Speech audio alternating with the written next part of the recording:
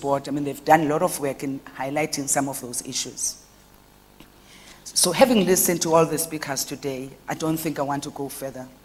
But one of my frustrations, challenges, if I may use that word, having worked for the 2-3 decades, 20-30 years, 2-3 decades sounds smaller, so that's why I'm using that rather than 20-30 years, is that having done all that we have to do, having studied, we have so many degrees, we have everything else. You know, we advance in psychology, science, and there's nothing that we don't have.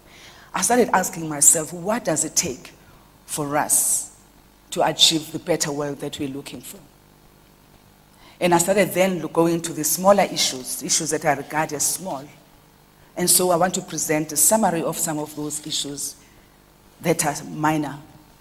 But it's issues that I think if you take them to the boardrooms, to parliament, to our homes, in our businesses, they'll make a difference. It's the smaller issues. A study recently done by the United Nations, looking beyond just the tangible, looking into the tangibles, which is what I talk about in my book. It's about my insights into what I've seen and I believe can make a change, can make us a winning nation.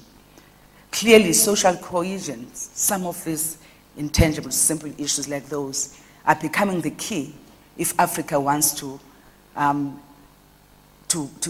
alleviate poverty, social cohesion. We are reminded that together we can do better than working alone, because no one person, no family, no group has all the gifted talent, all the ideas, and all the capacity to perform all functions. My book talks about the midwife, and I'm using the midwife as a metaphor for the ladies here and ladies that could not be here, women in totality, who have done everything beyond form. And so a midwife is a person that enables creating an environment conducive to people's dreams and visions to be realized. Those women who are poor, who've got children that are malnourished and who want to see their kids fed, they need a midwife, someone to do that. Government policy can be in that form, but it's the people who can come closer to people and hear where people are at.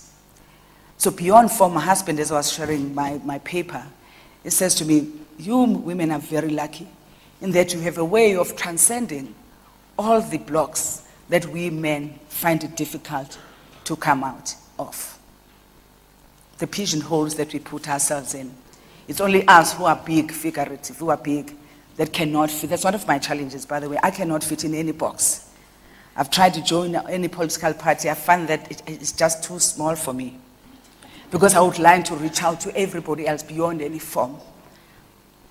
I've found it difficult to find a church. I've been searching for a church for quite a number of years. I just can't find it.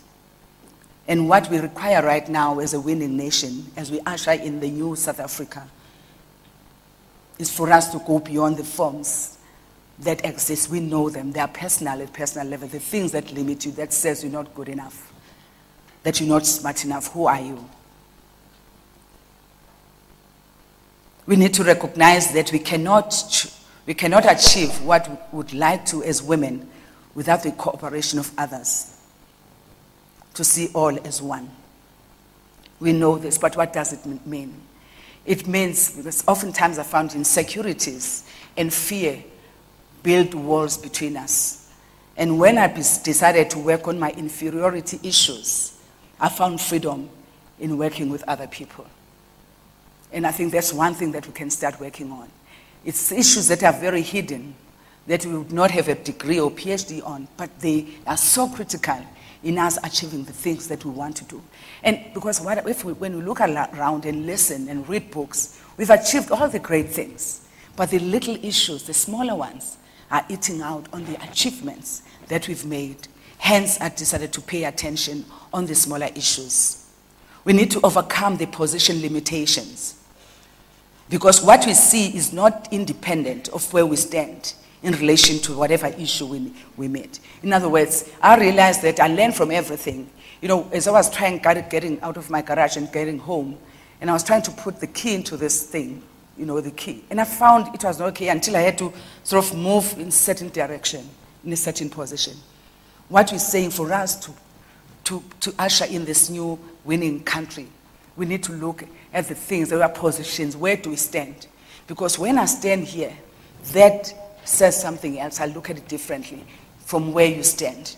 So as long as we stand in these different positions, we will not be able to see things as one person in a way that, so that all of us can move together.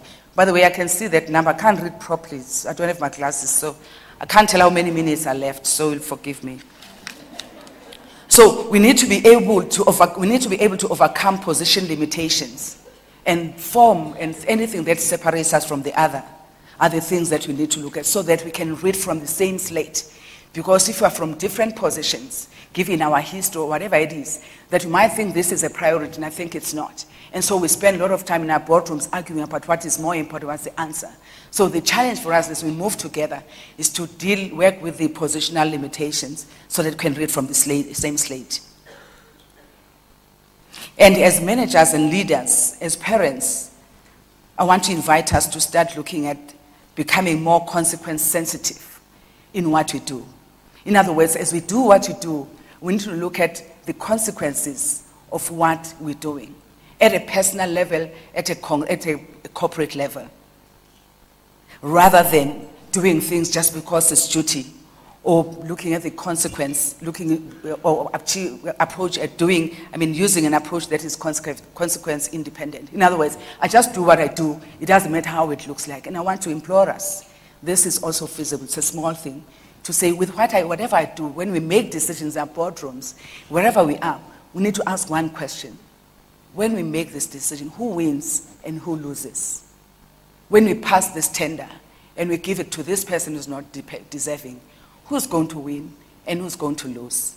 Those are in other words, we want us to internalize the issue of understanding why we do what we do and what impact are we expecting, so that when things happen, we don't wake up and all get surprised. Who has done what? I'm inviting us to shift our consciousness so that we reflect a healed nation. I remember, I will say this without any interpretation. I was reading something about US at the time of depression.